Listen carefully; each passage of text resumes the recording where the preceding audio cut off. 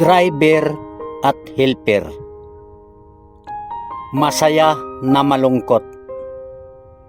Masaya dahil napupuntahan mo ang mga lugar na hindi napupuntahan ng iba. Masaya dahil makapagbigay ka ng pera sa iyong pamilya. Masaya dahil proud ka sa iyong trabahong marangal. Malungkot dahil malayo ka sa iyong pamilya. Malungkot dahil pati sarili mo hindi mo na kayang alagaan. Kulang ka sa ligo, kulang ka sa kain, kulang ka sa tulog.